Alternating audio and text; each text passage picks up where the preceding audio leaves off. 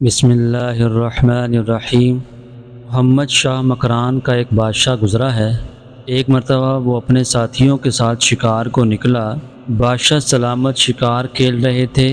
سپاہیوں کے ہاتھ ایک بوڑھی عورت کی گائے آ گئی۔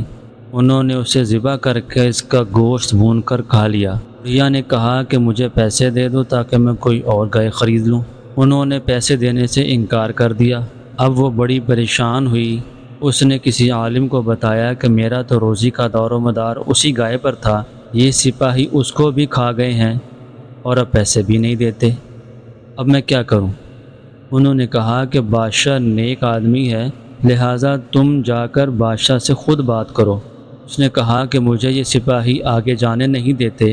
انہوں نے کہا کہ میں تجھے ایک طریقہ بتاتا ہوں کہ بادشاہ نے پرسوں اپنے گھر جانا ہے۔ اس کے گھر کے راستے میں ایک دریا ہے اور اس کا ایک ہی پل ہے، وہ اس پر سے لازمی گزرے گا۔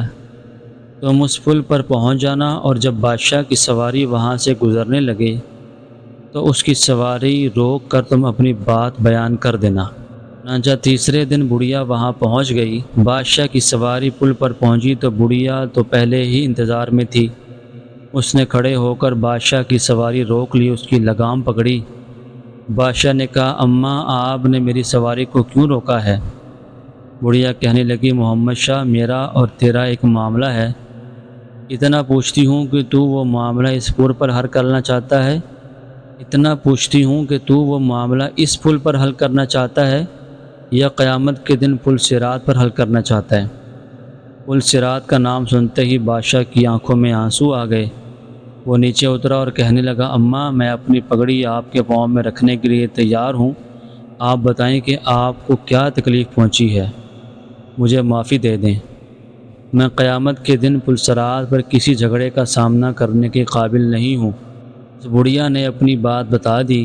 اس بڑھیا نے کہا کہ تمہارے جو سپاہی ہیں انہوں نے میری گائے پکڑ کر ذبح کر کے کھا لی ہے اور مجھے پیسے بھی نہیں دیے، اور میرا گزر بسر صرف اسی گائے کی آمدن پر تھا۔ بادشاہ نے اسے 70 گایوں کے برابر قیمت بھی دے دی اور معافی مانگ کر اس بڑھیا کو راضی بھی کیا تاکہ قیامت کے دن پل صراط پر اس کا دامن نہ پکڑے۔